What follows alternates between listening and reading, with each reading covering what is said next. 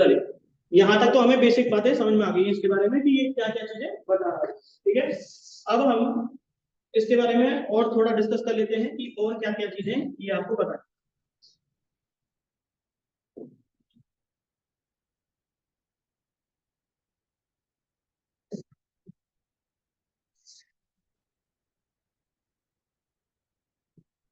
तो हमें इसके बारे में एनफोर्समेंट डेट पता चल गई, प्रेसिडेंट की अथॉरिटी पता चल गई, और दूसरा क्या पता चल गया हमें यहाँ पे, इसकी साइटेशन के बारे में पता चल गया, इंडियन एविडेंस एक्ट क्या है इसके बारे में पता चल गया। अब हम इसके बारे में ये भी देखते हैं कि ये जो संविधान से जो इसको वैलिडिटी मिली हुई है, कॉन्स्टिट्यूशनल वैलिडिटी के बारे में डिस्कस कर रहे हैं।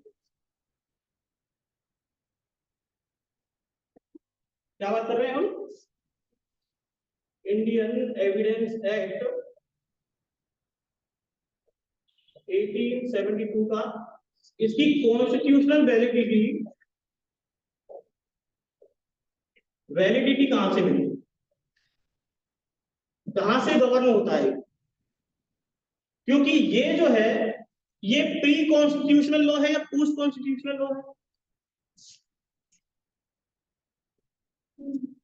सीधी सी बात है, प्री होगा ना, तो प्री हो गया ना। तो ये क्या है हमारे पास, प्री कॉन्स्टिट्यूशन है। तो प्री कॉन्स्टिट्यूशनल लॉ होने की वजह से क्या हुआ कि अब हमारा संविधान जब नया बना है, सारी चीजें हमारी नई चीज है, बॉडी स्ट्रक्चर हमारा सब कुछ नया है, तो हमने पुराने लॉ को अडॉप्ट कैसे किया और आज तक एनफोर्स होते हुए आ रहा है। तो इसको कॉन्स्टिट्यूशनल वैलिडिटी मिली कौन से सेक्शन आर्टिकल से है, किस चीज से मिली है, तो आपको पता हो तो सबको वैलिडिटी कहां से मिलेगी, सारी चीजें कहां से मिलती है आपको, वैलिड लॉ कहां से कहलाएगा, कॉन्स्टिट्यूशन से मिलेगा, क्योंकि वो क्या है, गुरुड नॉर्म है। सबसे बड़ा लॉ कौन सा, वो ही है कॉन्स्टिट्यूशन, हमारा संविधान, उसी से ही सारे लॉ जनरेट होते हैं, उसी से बनते हैं सारे के सारे। तो इंडियन एविडेंस एक्ट तो पहले का बन गया था, तो फिर कहां से आया ये, इसको इनपोर्ट किसने किया, तो इसी के बारे में हमें समझना है। C95 तक तो उसमें आर्टिकल है, 474 कोई बात नहीं। चलिए, तो कोई बता सकता है इसके बारे में कोई आर्टिकल, कहां से इनको वैलिडिटी मिलती है, कहां से ये कॉन्स्टिट्यूशनल लॉ कहलाते हैं, बताओ। और ये ही एविडेंस एक्ट नहीं है, वो हर एक लॉ है जो कॉन्स्टिट्यूशन के पहले बना हुआ है, कॉन्स्टिट्यूशन के कमेंसमेंट से पहले बना हुआ है, ऐसे बताओ कौन से लॉज हैं, बहुत सारे हैं। आपके आरजेस के लेवल पे आपको सबको याद रखना पड़ेगा, कोई आईपीसी है, आपका इंडियन कॉन्ट्रैक्ट एक्ट है कि नहीं, आपकी सीपीसी है, सीआरपीसी तो हमने खत्म ही कर दी, और बताओ 1873 तक तो चली रही, ओ 1973 तक तो 2 तक तो चली रही थी ना, उसके बाद ही तो खत्म किया उसे हमने, तो वो भी है। कहां से आई इनको वैलिडिटी, कॉन्स्टिट्यूशन वैलिडिटी कहां से मिली, कहां से ये अभी तक लागू है और अभी तक चलते आ रहे हैं, कौन सा आर्टिकल है, तो आपको उस आर्टिकल के बारे में याद रखना है, आर्टिकल नंबर 370, ये ही एक आर्टिकल है जो हर एक पुराने लॉ, प्री कॉन्स्टिट्यूशनल लॉज होते हैं, उनको ये वैलिडिटी देता है। जब कॉन्स्टिट्यूशन की बात कर रहे हैं तो ये बताओ, अब हमारे पास आपको मैंने अभी बताया कि 2013 में 2018 में क्रिमिनल लॉ अमेंडमेंट आए थे, पता है ना, क्रिमिनल लॉ अमेंडमेंट एक्ट 2013, जब वो निर्भया कांड हुआ था तब एक एक्ट आया था, आया था कि नहीं आया था, पॉक्सो के अंदर चेंजेस कर दिए गए, सीआरपीसी आईपीसी सब में चेंजेस हो गए, और इसी तरीके से क्रिमिनल लॉ तो ये भी है, क्रिमिनल लॉ का पार्ट है ना, आता है कि नहीं, तो फिर 2013 के अंदर इसमें भी आ गए, इसी तरीके से 2018 में भी आ गए, आगे कि नहीं आ गए, तो कहां से आएगी लॉज में अमेंडमेंट, किसके पास पावर है कि इसके अंदर अमेंडमेंट कर सके, सीधी सी बात कहूं तो कौन सी ऐसी गवर्नमेंट है क्या कर सकती है, बोलिए। सर सर अमेंडमेंट संविधान संविधान 368 के तहत हो सकता है सर अमेंडमेंट, तो संविधान संशोधन, वो संविधान संशोधन है, हम इसके अंदर अमेंडमेंट की बात कर रहे हैं, इसके इंडियन सब प्रिएम्बल डिफाइन करता है, इसमें सब प्रिएम्बल डिफाइन करते हैं। नहीं नहीं, अरे अमेंडमेंट की पावर किसके पास आएगी, वो तो संविधान देगा ना, वो तो इंडियन एविडेंस एक्ट के अकॉर्डिंग थोड़ा ना कर सकते हो तुम। पार्लियामेंट के पास पावर है सर। किसके पास पावर है? पार्लियामेंट। फिर गलत हो सकता हूँ सर। सर पार्लियामेंट नहीं सर।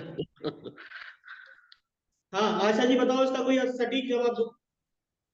डिस्ट्रीब्यूशन ऑफ पावर के बारे में पढ़ा है कि नहीं पढ़ा? कौन सी ऐसी शेड्यूल है जिसके अंदर डिस्ट्रीब्यूशन ऑफ पावर के बारे में बता रखा है कि पर्टिकुलर लिस्ट के ऊपर ये सेंट्रल गवर्नमेंट लॉ बना सकती है, union law, state government law बना सकती है?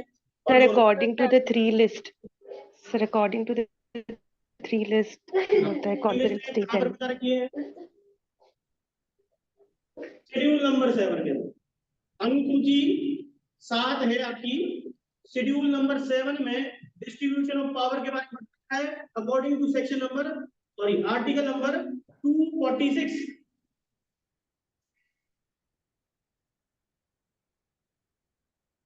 आर्टिकल नंबर 246 जो है वो आपको डिस्ट्रीब्यूशन और रिलेशन बिटवीन द स्टेट्स और सेंट्रल गवर्नमेंट यूनियन बताता है। तो वहीं पर इसके बारे में डिस्ट्रीब्यूशन ऑफ पावर के लिए आर्टिकल डाल रखा है ये, और उसी अनुसूची के बारे में उन्होंने क्या लिख दिया कि 7 शेड्यूल के अंदर कितनी लिस्ट बताई गई है? 3 लिस्ट बताई गई है। अब उन 3 लिस्ट के अंदर एंट्री कितनी कितनी बता रखी है, यूनियन में कितनी, स्टेट में कितनी और कंकरेंट में कितनी, आज के हिसाब से, पहले के नहीं। तो आज के हिसाब से कितनी हो चुकी है वो आपका होगा। तो बताओ किस सब्जेक्ट मैटर के अंदर आएगा, कौन सी लिस्ट के अंदर आएगा इंडियन एविडेंस एक्ट? कंकरेंट में आया। क्यों आया? एंट्री नंबर कौन सी हो गई उसकी? देखिए देखिए 7 शेड्यूल के अंदर तीसरी लिस्ट है इसकी, तो 3 लिस्ट बता रखी है ना, फर्स्ट यूनियन, दूसरी स्टेट और तीसरी कंकरेंट। तो ये कंकरेंट लिस्ट का पार्ट है, इसको बोलते हैं समवर्ती सूची। कंकरेंट लिस्ट है आपकी थर्ड लिस्ट, उसको समवर्ती सूची कहते हैं, और उसके अंदर एंट्री नंबर कौन सा है? Entry number 12। उसके अकॉर्डिंग एंट्री नंबर 12 के अकॉर्डिंग स्टेट गवर्नमेंट भी लॉ बना सकती है और सेंट्रल गवर्नमेंट भी लॉ बना सकती है, ठीक है, जिसको आप पार्लियामेंट कह रहे हैं। अच्छा बताओ सीआरपीसी को कहां बता रखा है, किस एंट्री में डिफाइन कर रखा है? सेकंड में। सीपीसी को, आईपीसी को, आईपीसी को, तो ये आपको एंट्री नंबर भी याद रखने हैं। ये एक केवल स्पेसिफिक में आपको इंडियन एविडेंस पढ़ा रहा हूं इसलिए नहीं है ये चीजें, ये हर एक लॉ के ऊपर इन जनरल चीजें हैं जो आपको याद रखनी ही होंगी।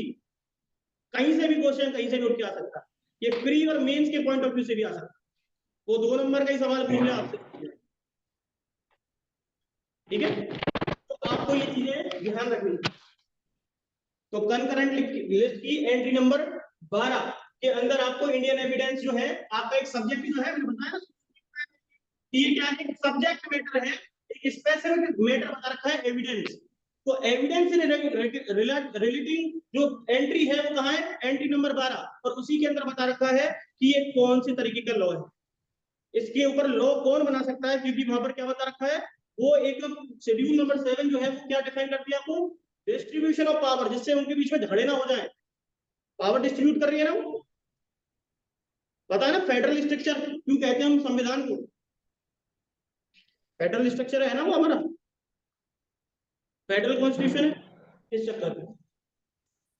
तो उसका एक भाग ये भी है।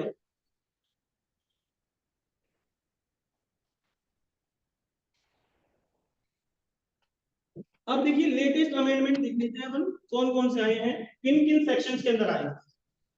पहला है आपका 2013 के अंदर जो आपको आया है, एक तो है 53A 53A सेक्शन नंबर,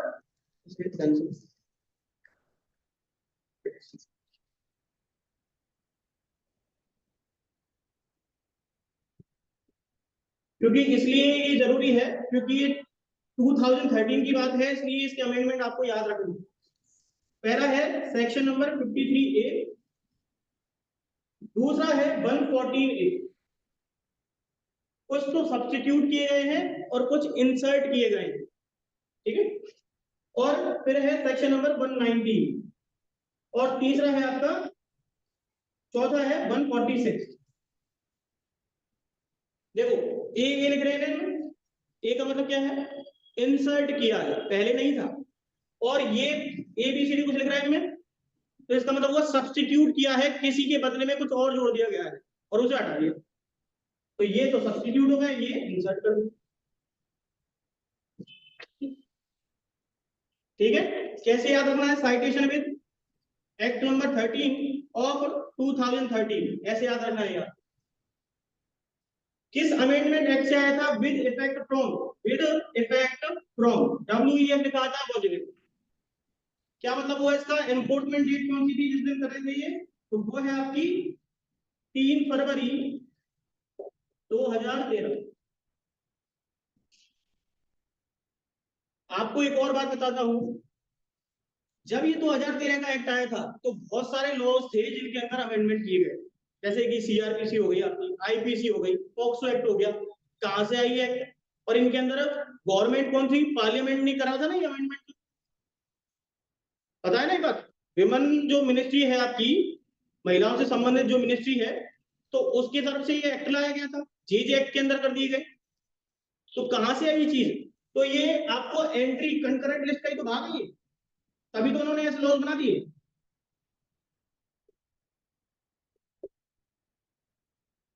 तो सब्जेक्ट मैटर तो उसमें मिल गए ना उनको, तो फिर उन्होंने IPC में भी चेंज कर दिया, CRPC में भी। आप जब 13 को पढ़ोगे और 18 को भी पढ़ोगे, 2018, उसमें भी सेम ऐसे लिखा हुआ है।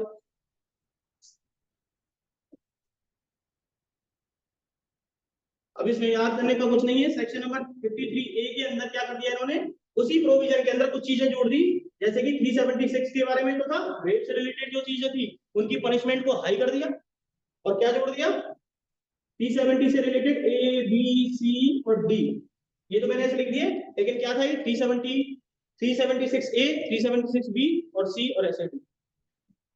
इसी तरीके से एक और सेक्शन है इसके रिगार्डिंग, वो है सेक्शन नंबर 146। देखो ऊपर जो अमेंडमेंट किए थे उन्हीं का ही है ना, और इसके अंदर भी इन्होंने चेंज कर दिया और जोड़ा इसी सेक्शन को, 376 ABCD, ठीक है। इसमें लेटेस्ट अमेंडमेंट किया है। सर ये थोड़ा कंफ्यूजिंग है, जैसे 376 ABCD मतलब क्या चेंज हुआ था यहाँ पे?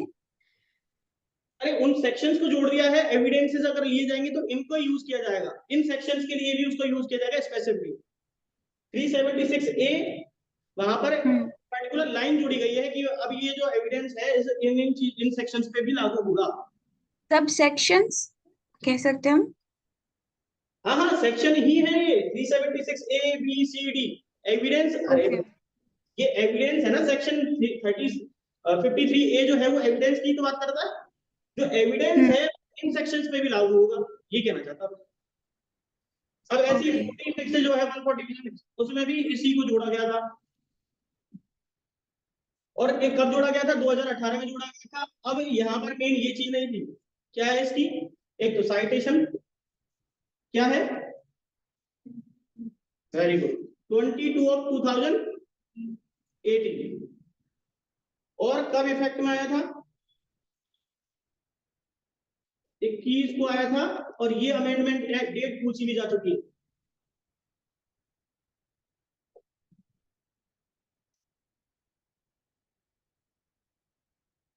क्लियर है ये सारी चीजें, चलो अब हम इसकी इंडेक्स की बात कर लेते हैं। हाँ मैं इरेज कर दूं कैसे, बताइए।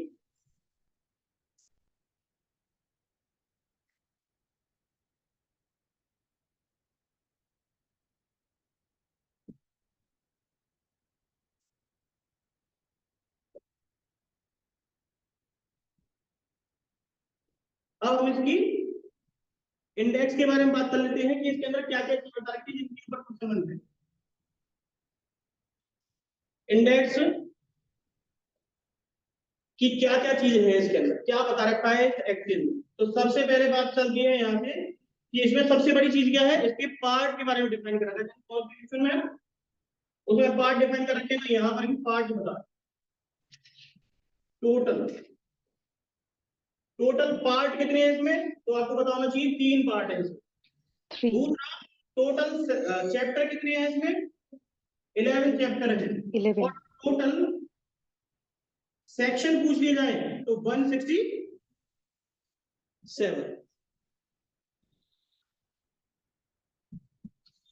और माना तो जाएगा ना, काउंट तो किया जाएगा।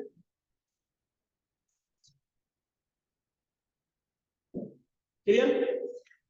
अब इसी पार्ट को हम चैप्टर में डिवाइड भी कर सकते हैं, ये तरीके हैं पढ़ने के। पार्ट फर्स्ट जो है उसमें कितने चैप्टर बता रखे हैं, तो पहला है और दूसरा है।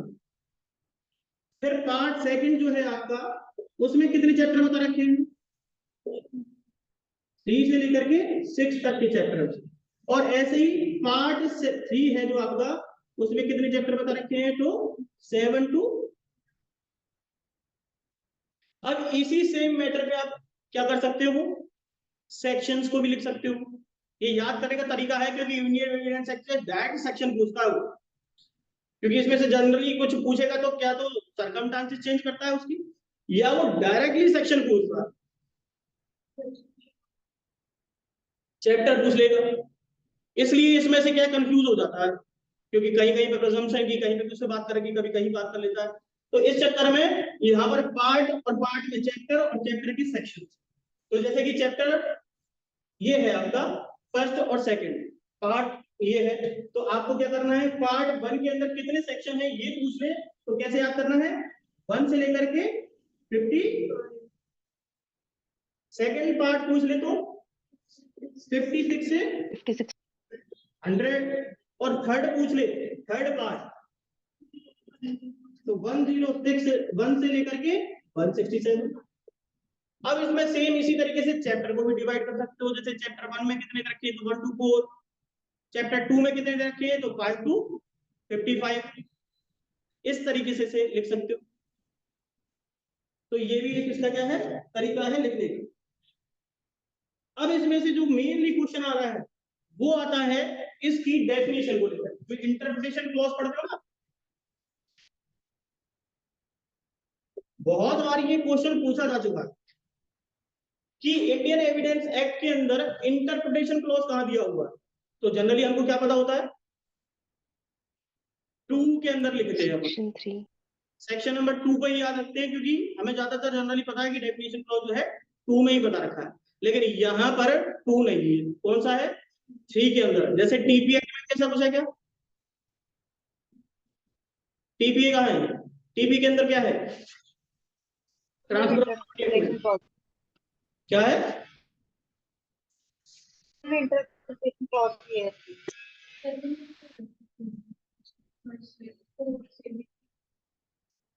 तो ये तरीका चलता है यहाँ पर। ठीक है, जैसे इंडियन कॉन्ट्रैक्ट की बात करोगे तो डेफिनेशन क्लॉज दे रखा होगा, तो डेफिनेशन क्लॉज वहां पे जनरली क्या होता है 2 में मिलता है आपको हर जगह। लेकिन ये एक ऐसा है जिसके बारे में पहले भी क्वेश्चन पूछा जा चुका है, इंटरप्रिटेशन। ठीक है,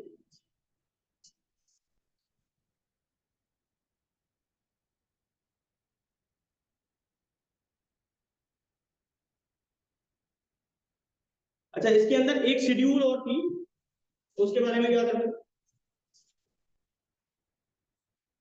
पहले इसके अंदर एक शेड्यूल थी जो अब डिलीट हो गई है, डिलीट का मतलब रिपील कर दी गई है। ठीक है, अगर आपसे क्वेश्चन पूछ ले जाए कि किस एक्ट के तहत रिपील की गई थी,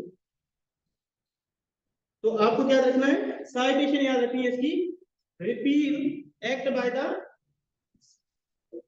एक्ट नंबर 1 ऑफ 1938। 38। ठीक है, तो ये कुछ बातें हैं जो आपको याद रखनी है, इसी से ही आपके सवाल आते हैं प्री के हिसाब से भी।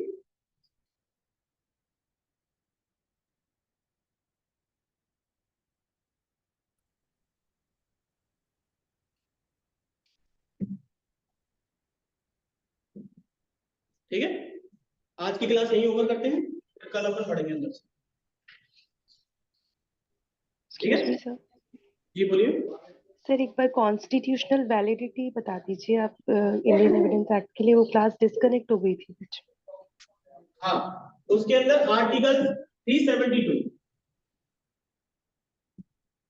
उससे उसको वैलिडिटी मिली हुई है। जितने भी प्री कॉन्स्टिट्यूशनल लॉज हैं उनको सबको एनफोर्स जो किया गया है, जो एग्जिस्टिंग लॉज थे उस टाइम पे, उनको एनफोर्स करने की वैलिडिटी जो है वो 372 के अकॉर्डिंग मिलेगी। Okay, thank you. Article 370। Okay, thank you. Sir मुझे जस्ट एक मिनट चाहिए। सर जैसे हमने इन 2018 में जो भी अमेंडमेंट्स हुई थी लिखा था उसमें सेक्शन 53A